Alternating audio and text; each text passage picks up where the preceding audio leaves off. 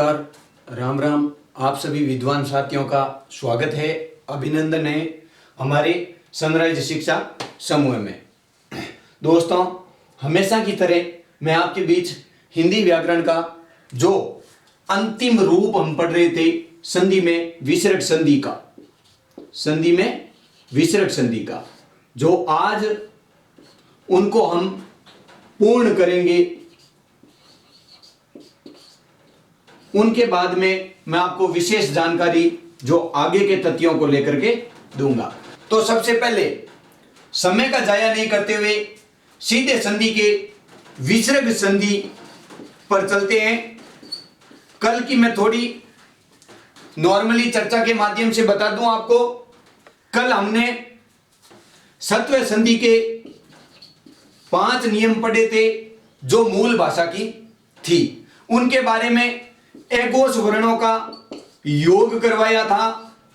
एगोस वर्णों से हमें सबसे पहले विसर्ग की जगह तालव्य सकार प्राप्त हुआ था, उसके बाद में मूर्धन्य सकार प्राप्त हुआ था, उसके बाद में दंतीय सकार प्राप्त हुआ था, फिर हमें एक तालव्य सकार और प्राप्त हुआ था। उसके बाद में 5वां नियम हमारे लिए प्रकृति भाव के रूप में रहा। ये हमारे 5 नियम जो हमने कल एगोस के रूप में पढ़े थे। आज हम बात करेंगे सेगोस जो कंपन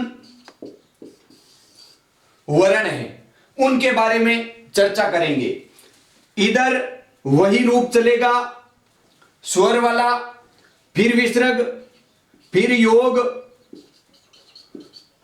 स्वर विसर्ग योग, और वही 44 वर्ण।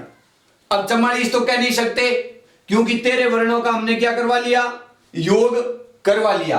आज कितने वर्णों का योग कराएंगे, पीछे बचे 31 वर्णों का योग करवाएंगे। अब 31 वर्ण कौन से, जो सेगोस में गिने जाते हैं। अब सेगोस में क्या कौन कौन से गिने जाते हैं, अब यह भी आपको पता होना चाहिए। पहला, दूसरा, से और है और से, 3 तो से और वर्ग का पहला दूसरा, ये सभी तो हमने एगोस के रूप में माने थे, जिनमें छे और से को तालव्य माना था, फिर टेट है और से को मूर्धन्य माना था, टेट है और इस से को दंतीय माना था। ये बात तो हमने कल की थी। आज हम इन 31 सेगोस वर्णों के बारे में विस्तार से चर्चा करेंगे। और कल सत्व संधि प्राप्त की थी, आज विसर्ग संधि की मूल भाषा की 2 संधियां बची है, एक उत्व संधि और एक रुत्व संधि। अब बाकी नियम बचे, 5 नियम पढ़े हैं तो नियम बचते पीछे 4 में से ही हकीकत रूप से 3 नियम ही बचते हैं, क्योंकि 8 तो मूल नियम है और एक उपनियम है जो 8वें का है, 9वें के रूप में हम लोग प्रयोग करेंगे। तो 3 नियम है, उनमें से 2 नियम तो उत्व में लगते हैं, एक नियम रुत्व में लगता है। तो 2 नियमों से हमारी उत्व संधि का निर्माण होगा और एक नियम से हमारी रुत्व संधि का निर्माण होगा। आज हम पढ़ेंगे सेगोस वर्णों के बारे में, विस्तृत जानकारी हासिल करेंगे। तो करते हैं, सेगोस वर्णों का योग करवाते हैं विसर्ग और स्वर के साथ। अब बात करते हैं सेगोस वर्णों की। सेगोस जो कंपित वर्ण है, हमारी ध्वनि में कंपन होता है जब भी बोलते हैं, उन सेगोस वर्णों के बारे में जानकारी लेंगे। ये विवरण पहले भी मैं आपके बीच में साझा कर चुका हूं, रख चुका हूं, लेकिन थोड़ी सी जानकारी दे देता हूं इनके बारे में। सेगोस वर्ण होता है वर्ग का, प्रत्येक वर्ग का तीसरा, चौथा, पांचवा, तीसरा, चौथा, पांचवा। ये, रे, ले और वे, ये है अंतस्थ वर्ण। इनको क्या कहते हैं, अंतस्थ वर्ण। वर्ग का तीसरा, चौथा, पांचवा और अंतस्थ वर्ण एक ले लेते हैं, उसमें वर्ण से है, और बाकी के सभी स्वर। अब इनसे हम 3 नियम बनाएंगे। कैसे बनाएंगे वो भी मैं आपको बताऊंगा। बहुत ही आसान विधि से और बहुत ही शानदार तरीके से आज की बहुत ही महत्वपूर्ण क्लास है, बड़े ध्यान और मनोयोग से देखोगे।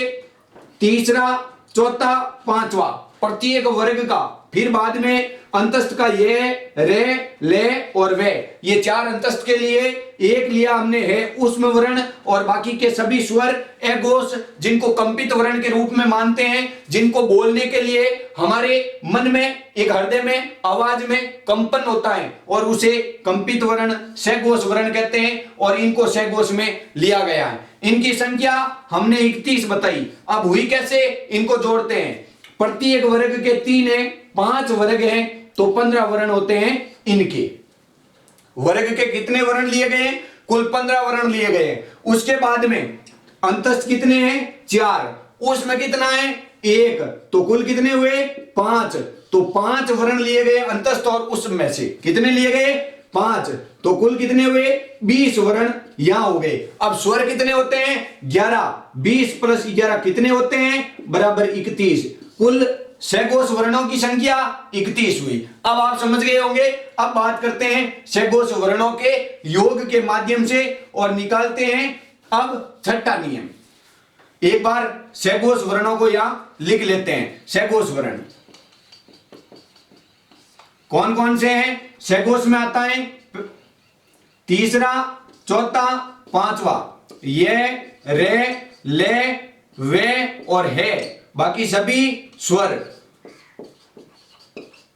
अब ये बात आप अच्छी तरीके से समझ गए होंगे।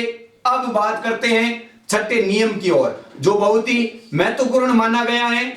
बड़े ध्यान से समझना, बिल्कुल आसान है, किसी प्रकार की कोई समस्या में कोई कठिनाई महसूस नहीं होगी। जिस प्रकार कल हमने नियम निकाले थे उसी प्रकार ये होंगे। सबसे महत्वपूर्ण और मुख्य जो माने तो सघोष वर्णों से ही ज्यादा प्रश्न पूछे जाते हैं। यह भी बात बता दूं आपको। देखिए नियम नंबर 6 क्या कह रहा है?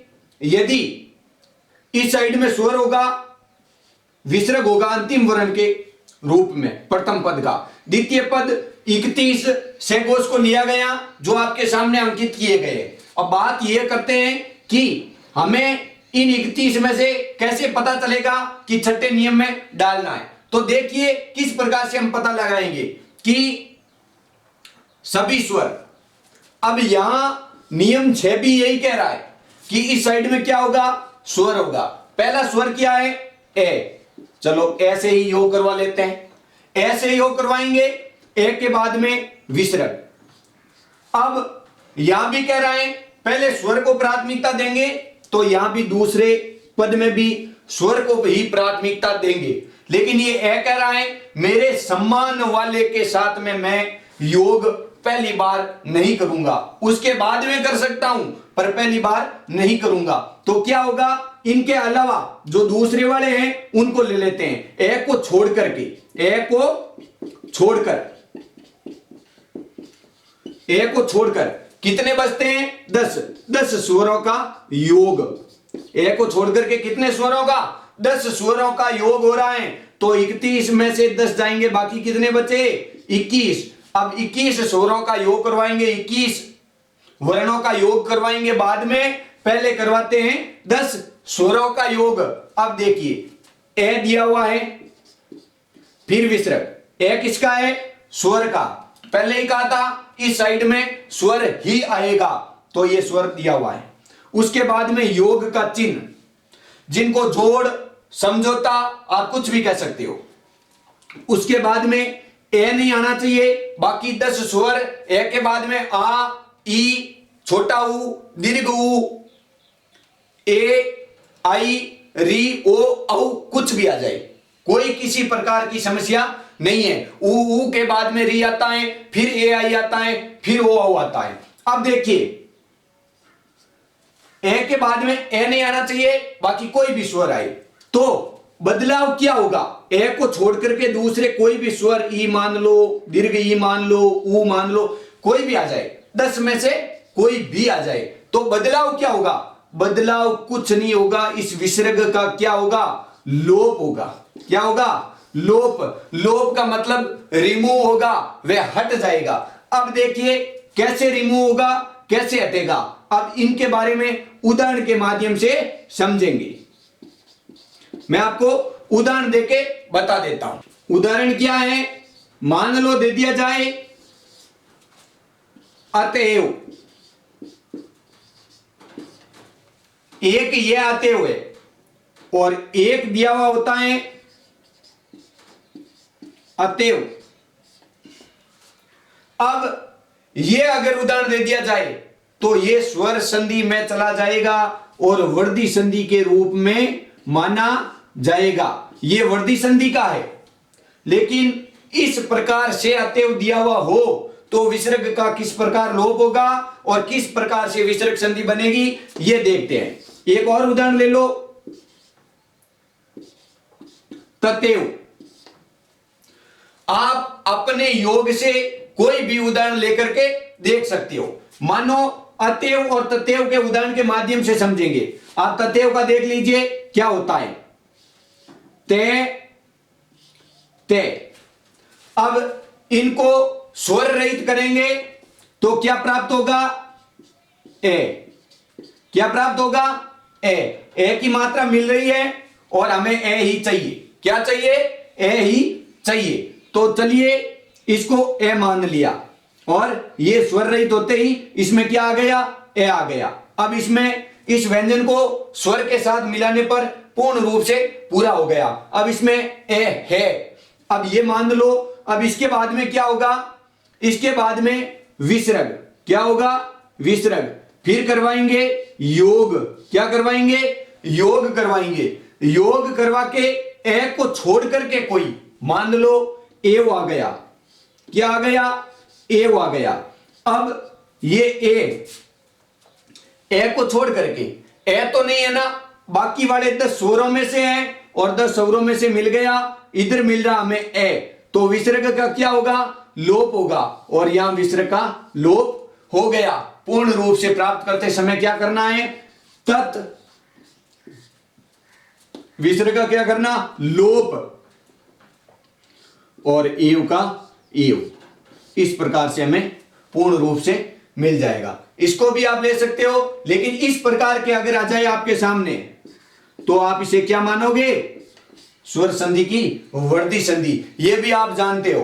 अब बात करेंगे 7वें नियम की, जो इन्हीं संधि का है। अब हम पढ़ेंगे 7वां नियम। अब हम पढ़ेंगे 7वां नियम। 7वां नियम क्या कह रहा है, ध्यान से सुनिए। कैसे, 7वां नियम कह रहा है कि हमने 6ठे नियम में ए का विसर्ग और योग करवाया ए को छोड़कर, तो 7वां नियम कह रहा है ए विसर्ग योग। अब इनका ए के साथ में, क्यों इस समय छोड़ा था तो अब योग करवाना पड़ेगा। क्यों, योग तो हो सकता है किसी के साथ में भी, ये भी सहघोष में ही आता है, सभी स्वरों को दिया गया सहघोष में, तो योग तो हमें करवाना पड़ेगा सभी स्वरों से। और जो 3 4 5 ये लेवे है अंतस्थ और उसमें दिए गए हैं, इन सब से योग तो हमें करवाना पड़ेगा। तो योग करवा लिया ए का ए के साथ में, और इनके अलावा सभी सहघोष वर्णों का ए के साथ में सभी सहघोष वर्णों को मिला लिया, कोई भी आ जाए, ए और सभी सहघोष वर्ण।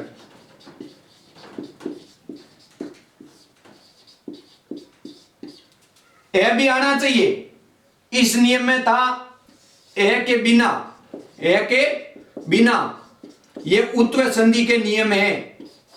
इन दोनों को उत्व संधि के नियमों में लिखा गया है। उत्व संधि किस प्रकार से प्राप्त हुई वो भी इस नियम से आपको पता चल जाएगा।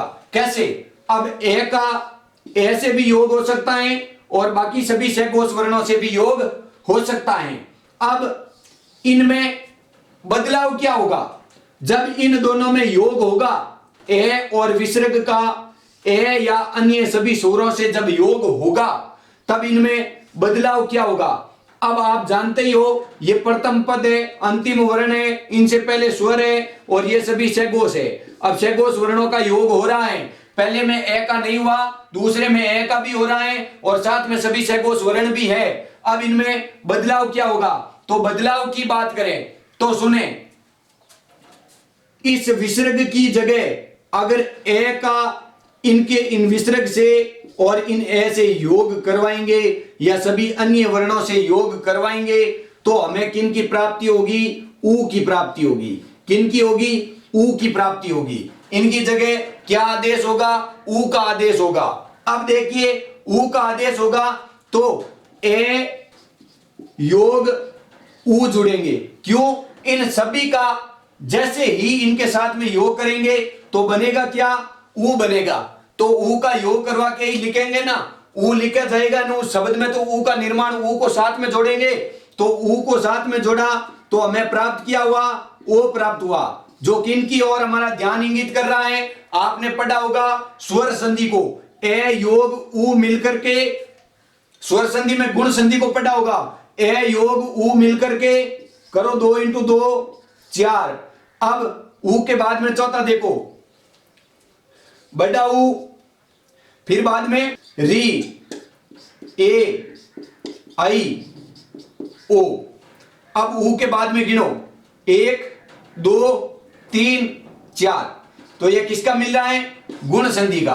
किसका मिल रहा है? गुण संधि का। तो हमें कौन सी संधि प्राप्त हो रही है? गुण संधि प्राप्त हो रही है। तो इसका मतलब क्या हुआ? ये गुण संधि की ओर हमारा ध्यान आकर्षित कर रहा है। तो ये गुण संधि तो है नहीं। क्यों नहीं है? इनका भी मैं आपको तथ्य बताऊंगा उदाहरण के माध्यम से। देखिए उदाहरण क्या कह रहा है? मानो एक उदाहरण ले लिया पयोद, एक ले लिया सरोज, एक ले लिया सरोज के बाद में मनोज। आप अपने मन से और भी कई उदाहरण लेकर के इनको समझ सकते हो। अब देखिए हमें मात्रा की ओर ध्यान आकर्षित करें तो हमें स्पष्ट रूप से पता चल रहा है कि यह गुण संधि की ओर हमें हमारा ध्यान इंगित कर रहा है, लेकिन यह गुण संधि नहीं है। कैसे नहीं है वो भी मैं आपके सामने तथ्य के आधार पे स्पष्ट कर देता हूं। देखिए इनका विच्छेद कीजिए। मान लो सरोज का विच्छेद करके पता करते हैं। कैसे? लिख दिया सर। क्यों यहां आकर के रुके? क्यों? क्योंकि रुकना जरूरी हो गया। सार्थक शब्द ही प्राप्त करना है, बाकी हमें प्राप्त नहीं करना है। कैसे? मान लो लिख लिया सर, उसके बाद में हमारे पास में एक ही वर्ण बचता है, या फिर ऐसा मान लो ओ और जे बचता है। ए का योग ओ से करवाएंगे, यह यथासंभव नहीं है। तो हम क्या करेंगे? इस ओ को और जे को कुछ नहीं लिखेंगे, हमने केवल इतना किया। उसके बाद में क्या करना है? उसके बाद में 2 मिनट मनन करना है कि इसमें होगी कौन सी। तो आप सोच तो सकते हो, अपनी चिंतन शक्ति को बढ़ाना है और चिंतन शक्ति के माध्यम से सीधा इस सूत्र को अपने दिमाग में लाना है। कैसे? मान लो इसमें कौन सी मात्रा आ रही है? ए की। क्या आ रही है? ए की मात्रा हमें मिल रही है। कैसे मिल रही है? ये ए और रे जो स्वर सहित हो, रे व्यंजन है वो स्वर सहित है, तो रे में किसकी मात्रा आ रही है? ए की मात्रा आ रही है। आगे हमें क्या मिल रहा है? जे, जो किसमें है? शेघोष वर्णों में। अब शेघोष वर्णों में जे आएगा या नहीं आएगा? जे वाली लाइन का तीसरा वर्ण देखिए, जे मिलेगा आपको। और जे शेघोष में आता है, कोई भी शेघोष वर्ण आगे दिया हुआ हो, ए भी हो चाहे कोई शेघोष वर्ण भी हो, तो क्या होगा? तो ए, जे और ए मिलकर के इस विसर्ग की जगह किसका निर्माण होगा? ऊ का निर्माण होगा। विसर्ग हटा दिया जाएगा, ऊ का निर्माण होगा। और ए और ऊ मिलकर के किसका निर्माण करेंगे? ओ का। ये ओ का निर्माण हो रहा है, तो हम क्या करेंगे? ओ का निर्माण या नहीं करेंगे। क्यों नहीं करेंगे? मान लो इसको लिख दिया, ओ का निर्माण कर लिया, लेकिन ओ का निर्माण हम नहीं करेंगे। क्यों नहीं करेंगे? क्योंकि वापस ओ का हमें क्या बनाना है? विसर्ग बनाना है। क्या बनाना है? विसर्ग बनाना है। योग पीछे क्या बचता है? जे। ये लिख लिया। इसी प्रकार आप पयोद का भी पय विसर्ग दे कर सकते हो। पे का मतलब होता है पानी, जल, और दे का मतलब होता है देने वाला। पयोद बादल का पर्यायवाची शब्द लिया गया है। सर का मतलब भी सर जैसे कि पानी का ही एक ये पर्याय शब्द है। अब देखिए अब क्या करना हम लोगों को? इन नियमों से अब क्या करना है? इन नियमों से एक बात हमें जो विशेष पता चली वो चली ऊ की। किसकी चली? ऊ की। तो ऊ से हमारी कौन सी संधि निकली? संस्कृत की उत्व संधि निकली। तो यह छठा और सातवां दो नियम किसके थे? उत्व संधि के, जिनसे हमें क्या प्राप्त हुआ? पहले छठे नियम में तो विसर्ग का लोप किया हमने, और दूसरे में हमें क्या? गुण संधि की तरह ही इस संधि की प्राप्ति हुई। अब बात करेंगे आठवें नियम की। अब बात करते हैं नियम नंबर 8 की। नियम नंबर 8 क्या कह रहा है? अभी तक हमने चर्चा की, नोट कीजिए, हमें सभी का आपस में योग करवाना है। संधि यही कहती है, नए शब्दों का निर्माण करने के लिए योग करवाना पड़ता है, और हमें योग करवाना है, जो कि हमने पढ़ा नियमों के माध्यम से कि योग से पहले विसर्ग हमें दिया हुआ मिलेगा, उसके बाद में इन 31 वर्णों का योग करवाना है, जो कि इन 31 का एक बार हम करवा चुके हैं। लेकिन करवाया किनसे? केवल यहां सभी स्वर आएंगे, मैंने पहले भी बताया था, लेकिन सभी स्वर में से केवल हमने ए का ही योग करवाया सभी से। तो अब 8वां नियम यह कह रहा है कि ए का योग करवा दिया, ए को छोड़ दिया जाए, बाकी सभी 10 स्वरों का योग सभी सघोष वर्णों से करवाया जाए। तो ए को छोड़ करके बाकी तो आएंगे यहां 10 स्वर। विसर्ग के साथ में कितने स्वर? 10 स्वर आएंगे, और योग होगा सभी सघोष का। सभी सघोष का कोई भी सघोष वर्ण आ सकता है, इनमें से तीसरा, चौथा, पांचवा भी आ सकता है, येरे लेवे है भी आ सकते हैं, और सभी स्वर भी आ सकते हैं। उस समय परिवर्तन के आधार पे विसर्ग का क्या होगा? परिवर्तन के आधार पे, बदलाव के आधार पे, विकार के आधार पे विसर्ग का रे में आदेश हो जाएगा। किसमें होगा? रे में आदेश हो जाएगा, और इसी रे के कारण हमारी रुत्व संधि की प्राप्ति होती है। और रुत्व संधि का नियम एक ही है। आगे जो 9वां नियम पढ़ेंगे, 9वां नियम पढ़ेंगे, यह इनका उप नियम होता है। बाकी 10 स्वर विसर्ग योग सभी स्वरों से, सभी सघोष वर्णों से योग करवाएंगे, तब विसर्ग का क्या आदेश हो जाएगा? रे आदेश हो जाएगा। इनसे पहले वाले नियमों में हमने ए का योग करवाया। किसका योग करवाया? ए का। एक बार किनसे करवाया? ए को छोड़ करके सभी से, और उस समय हमें प्राप्त किया हुआ, उस समय केवल विसर्ग का हमने लोप किया।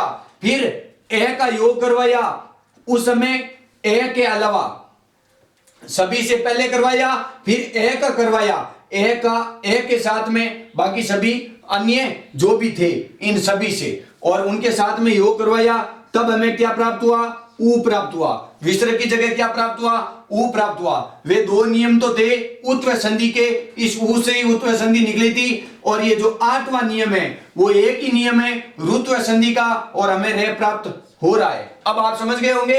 अब बात करते हैं इनके उदाहरण के बारे में।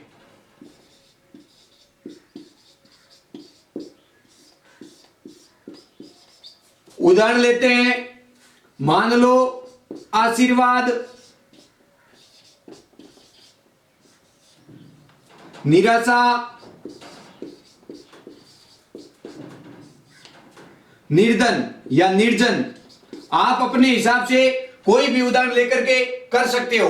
कल हमने पढ़ा था, आपने भी देखा होगा, निर और दुर का जो व्यंजन संधि के रूप में 23वां और 24वां नियम पढ़ा था। अब विशेष ध्यान रखना, यह विसर्ग संधि में कैसे लगता है, जो रुत्व संधि में लगता है। अब विशेष ध्यान देना, 23वां और 24वां व्यंजन संधि का जो विशेष नियम पढ़ा था, उस नियम के बारे में चर्चा भी की थी मैंने कि ये विसर्ग संधि में भी नियम लगते हैं। निर और दुर का जो 23वां और 24वां व्यंजन संधि का रूप दिया था हमने, यह किस प्रकार से होगा वो अब पढ़ेंगे। इनका विच्छेद करके पहले ये समझते हैं कि हमें रे कैसे प्राप्त हुआ और रे का विसर्ग कैसे बनेगा और किस प्रकार से हुआ। तो बात करते हैं। देखिए, मान लो हमने लिया है आशीर्वाद।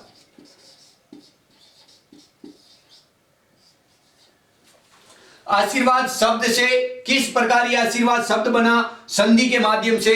तो देखिए, इनका विच्छेद करके पता करते हैं क्या होगा। आस, आस के साथ में ई की मात्रा। किसकी मात्रा है? ई की मात्रा। तो हमें ई की मात्रा मिल रही है। और इसके बाद में क्या होगा, इसके बाद में ये रे आ रहा है और रे किसकी जगह लिखा, विसर्ग की जगह, तो हम क्या करेंगे, विसर्ग लिखेंगे। फिर बाद में क्या कराएंगे, योग करवाएंगे। फिर बाद में क्या करेंगे, वाद लिखेंगे समान रूप से। अब देखिए, अब बड़े ध्यान से देखना, क्या मिल रहा है, ई मिल रहा है। स्वर में क्या मिल रहा है, ई मिल रहा है। कौन सा ई, दीर्घ ई मिल रहा है, बिल्कुल मिल रहा है। उसके बाद में विसर्ग मिल रहा है, फिर योग हो रहा है, फिर क्या मिल रहा है, वे मिल रहा है। क्या मिल रहा है, वे मिल रहा है। इसमें वे मिल रहा है, जी बिल्कुल मिल रहा है। मिल रहा है या नहीं मिल रहा है, मिल रहा है। तो ये नियम क्या कह रहा है, 10 स्वर।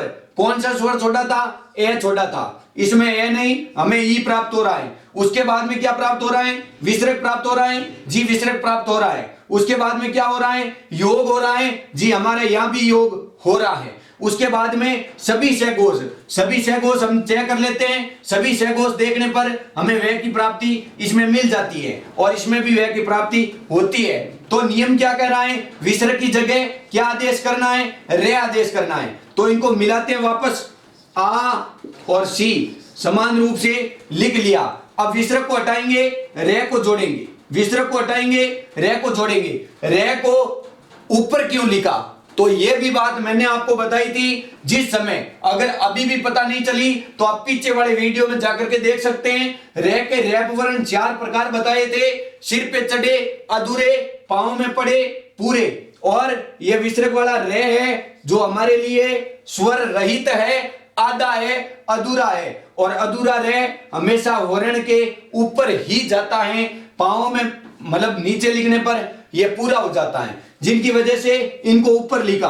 अब आगे क्या जोड़ना है, वाद। अब आपको पता चल गया होगा कि यह किस प्रकार से बनी। आप निराशा का भी निकाल सकते हो, निर्जन का भी निकाल सकते हो। इस प्रकार से आप इस 8वें नियम को हल कर सकते हैं। अब इनके उपनियम 9वें नियम के बारे में बात करेंगे और व्यंजन संधि के 23वें और 24वें नियम के बारे में भी बात करेंगे। चलिए बात करते हैं 9वें नियम उपनियम के बारे में। 9वां जो उपनियम है 8वें का, उनके बारे में बात करते हैं। 9वां उपनियम कैसे बना, क्योंकि यह भी रे का ही नियम है, क्योंकि यह भी किसका है, रे का ही नियम है, इसलिए इनको उपनियम बनाया गया। क्यों बनाया गया, क्योंकि यहां हमने 10 वर्णों का योग करवाया था, लेकिन 2 वर्ण और हैं जो कह रहे हैं हम स्वतंत्र रूप से भी अपना हिस्सेदारी इसमें रखना चाहते हैं, इसलिए इनको अलग रूप से रखा गया। बहुत ही महत्वपूर्ण नियम है जो व्यंजन संधि के 23वें और 24वें नियम पर लागू होते हैं। तो विशेष ध्यान देके इस नियम को देखोगे। मान लो 2 कौन कौन से वर्ण है, ई, उ, दोनों छोटे, ई और उ। एक होता ह्रस्व, एक होता दीर्घ। दीर्घ होता बड़ा, ह्रस्व होता छोटा। एक मात्रिक, 2 मात्रिक, ये सारी वर्णों में हमने व्याख्या की थी। अब केवल संधि के बारे में ही चर्चा करेंगे। देखिए ये है ह्रस्व, ह्रस्व ई, ह्रस्व उ दिया हुआ हो, उसके बाद में विसर्ग अंतिम पद के रूप में विसर्ग दिया हुआ हो, उसके बाद में योग का चिन्ह हो, जिनको हम जोड़ करवाएंगे, समझौता करवाएंगे। किससे, दूसरे पद से। अब दूसरा पद, दूसरे पद में क्या होगा, दूसरे पद में केवल रे का ही योग होगा। किसका होगा, रे का ही योग होगा। रे सहघोष में आता है या नहीं आता है, रे सहघोष में आता है। यह के तुरंत बाद में अंतस्थ वर्ण माना गया है, जिन्हें रेप वर्ण भी कहा जाता है। अब आप समझ गए होंगे। अब हम बात करते हैं कि ये आपस में योग करेंगे तब क्या बनेगा। अब मैंने कह दिया रे का ही होगा, तो आप समझ भी गए होंगे, जी हां, इनकी जगह रे का आदेश हो जाएगा, बिल्कुल। लेकिन परिवर्तन बहुत ही बड़ा होगा।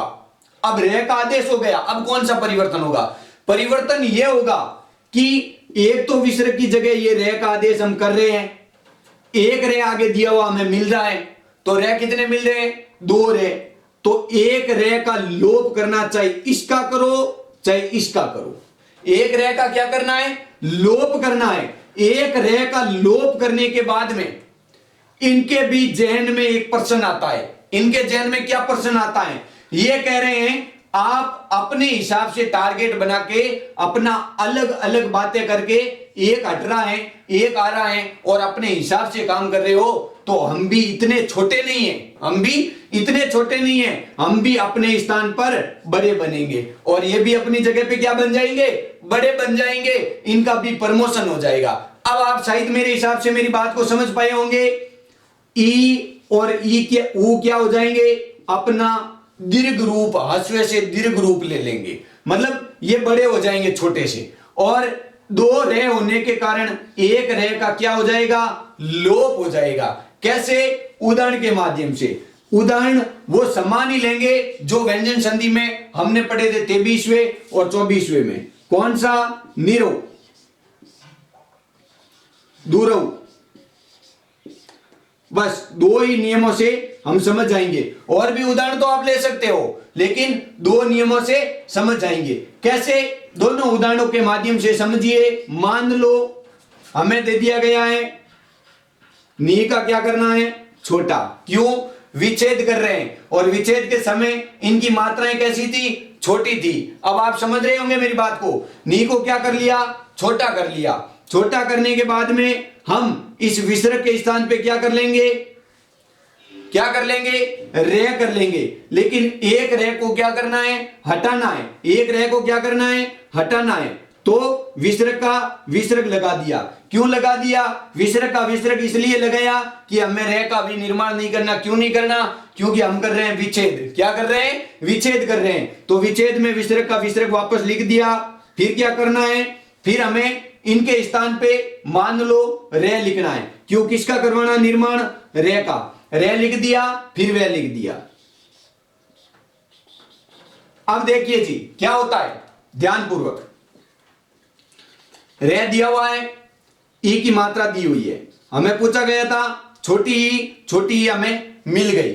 उसके बाद में विसर्ग का चिन्ह हमें मिल रहा है, विसर्ग का चिन्ह मिल रहा है, फिर योग हो रहा है, फिर हमें रे मिल रहा है, उसके बाद में वे है। बाकी शब्द चाहे कितना भी लंबा हो उनसे कोई मतलब नहीं है। हमें द्वितीय पद का केवल प्रथम वर्ण चाहिए और प्रथम वर्ण के रूप में हमें रे मिल रहा है। रे इसमें भी है और रे नियम में भी पूछ रहा है। रे मिल गया और नियम में बन रहा है छोटी ई की मात्रा। छोटी ई की मात्रा ने को व्यंजन रहित करते ही हमें मिल गई।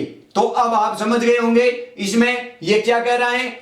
विसर्ग की जगह किसका निर्माण करना है? रे का। किसका आदेश करना है? रे का। जब विसर्ग की जगह रे का आदेश कर लिया तो ये भी अपने स्थान पर क्या कर लेंगे? अपना रूप बड़ा कर लेंगे। क्या कर लेंगे? अपना रूप बड़ा कर लेंगे। ये भी अपना रूप बड़ा कर चुके हैं। अब क्या होगा? ये विसर्ग है ना, इनकी जगह जो रे लिखा वो दो रे आने के कारण, दो रे निर्रऊ होने के कारण, दो रे होने के कारण एक रे का क्या करेंगे? लोप करेंगे, उनको हटा देंगे। तो उनको हटा करके वापस एक रे और वे, ये हमें निरु की प्राप्ति हो गई। इस प्रकार से नौवां नियम प्राप्त हुआ जो व्यंजन संधि में भी हम इनको चला रहे थे और विसर्ग संधि में भी। ये बहुत ही महत्वपूर्ण है। विसर्ग संधि का विशेष ध्यान रखोगे तो इस प्रकार से हमारे विसर्ग संधि के 9 नियम पूर्ण होते हैं। आशा ही नहीं, पूर्ण रूप से विश्वास है कि आपको मेरी संपूर्ण पढ़ाई गई संधि बिल्कुल आसान तरीकों से समझ में आई होगी और आगे भी मैं आपसे इन्हीं प्रकार के जुड़े वीडियो लेकर के आऊंगा जो हिंदी व्याकरण से संबंधित साझा करते हैं और संपूर्ण समग्र व्याकरण हम लोग पढ़ेंगे। कोई भी तथ्य पीछे नहीं छोड़ेंगे, बारीकी से जानकारी हासिल करेंगे। अब आगे बात करता हूं संधि के अपवादों के बारे में। बात करते हैं संधि के अपवादों की। किसकी? संधि के अपवाद की। संधि के अपवाद। अब संधि के अपवाद किस प्रकार से होते हैं? वैसे प्रत्येक चीज, प्रत्येक तथ्य में अपवाद होते हैं, हमें केवल पहचान करनी है अपवाद कैसे होते हैं। संधि बनाना केवल एक माध्यम नहीं है, शब्द बनाना केवल संधि एक माध्यम नहीं है। तो और किन किन के आधार पे? मानो कई शब्द रूढ़ शब्द होते हैं, कई शब्द योग रूढ़ होते हैं, कई शब्द यौगिक होते हैं, और कहीं बनावट के आधार पे बनते हैं, रचना के आधार पे। ये सारी चीजें बनावट और रचना के आधार पे हैं, अर्थ के आधार पे, उत्पत्ति के आधार पे, व्युत्पत्ति के आधार पे।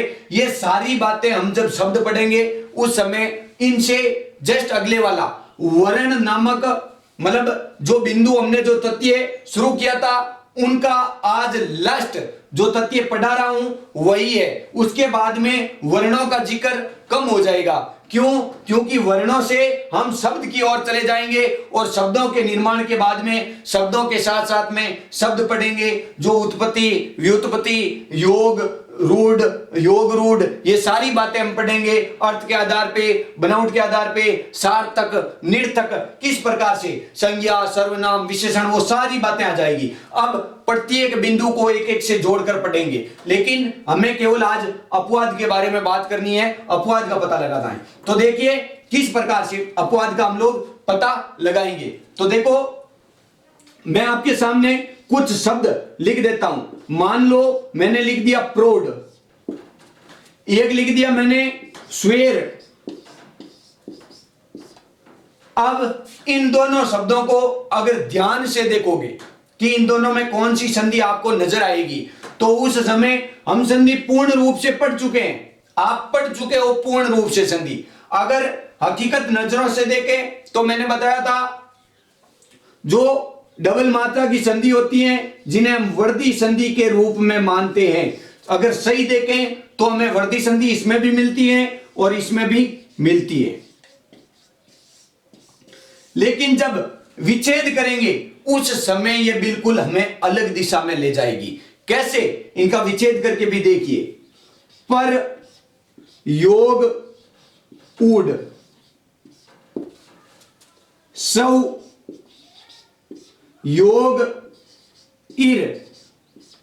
अब हमने इनका विच्छेद किया तो विच्छेद से हमें क्या प्राप्त हुआ वो देखिए। अब इनके वर्णों को पकड़िए। आप क्या कह रहे हैं? पे रे, किसकी मात्रा आ रही है? ए की। किसकी आ रही है? ए की। योग हमने क्या निकाला? ए योग। अब यहां क्या मिल रहा है? ऊ। ए और ऊ मिलेंगे, ए और जब ऊ योग करेंगे तब किन का निर्माण होगा? और क्या बता रहा है? जब ए और ऊ आपस में योग करेंगे तब किन का निर्माण होगा? ओ का। किन का होगा? ओ का निर्माण होगा। तो देखिए किस प्रकार से ओ का निर्माण होगा। गुण संधि में आप खुद देख लीजिए। ऊ के बाद में आगे चौथे नंबर पे कौन सा आता है? री, ए, आई और ओ। कौन सा आता है? ओ। ओ किसका है? गुण संधि का। जब विच्छेद करते हैं तब हमें कौन सी संधि प्राप्त होती है? गुण संधि। कौन सी प्राप्त होती है? गुण संधि। और अगर बात करें स्वेर की तो हमें स्वेर से क्या मिलता है? स्वेर से आ रहा है सौ, ए की ध्वनि आ रही है और इधर मिल रहा है ई। ए और ई मिलकर के किसका निर्माण करते हैं? ए का। आप देख लीजिए ई के बाद में छोटा ऊ, बड़ा ऊ, फिर बाद में री, फिर बाद में ए, और ए चौथे नंबर पे हमें प्राप्त हो रहा है। यह भी किन की ओर इशारा कर रहा है? गुण संधि की ओर। तो हमें विच्छेद करने पर तो गुण संधि मिल रही है, लेकिन हकीकत रूप से देखें तो वर्धी संधि, यही अपवाद माने गए हैं, इन्हीं को अपवाद कहते हैं। तो आज इस प्रकार से कुछ अपवाद और भी बचे हुए हैं जिनके बारे में ज्यादा लंबी चर्चाएं हो जाती है। तो मैंने केवल आपको एक अपवाद का माध्यम समझाया कि यह अपवाद होता है। जब हम विच्छेद करते हैं उस समय हमें सही परिपूर्ण रूप से अर्थ और जो भाव नहीं मिलता है उन्हीं को अपवाद कहते हैं। बाकी कोई अपवाद नहीं होता है। बाकी सारे संधि के नियमों के आधार पे आप संधि निकाल सकते हैं।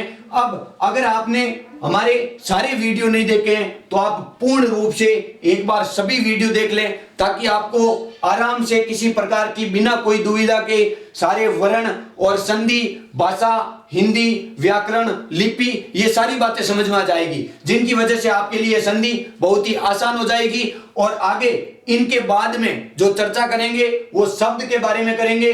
अगला हमारा टॉपिक शब्द के बारे में आएगा, जो शब्द की विस्तार से चर्चा करेंगे और बताएंगे शब्द क्या होता है, इनकी उत्पत्ति कहां से हुई, किस प्रकार से हिंदी में शब्द का निर्माण किस प्रकार, जैसे कि इन वर्णों के योग से, सार्थक वर्णों के योग से से, इन संधि से नए शब्दों के निर्माण बनाए। जो 4 इकाइयां हैं उनके बारे में भी चर्चा करेंगे और विस्तार से बहुत बड़ा चैप्टर जो एक दूसरे बिंदुओं से मिलकर के बना है उनकी संपूर्ण जानकारी देंगे।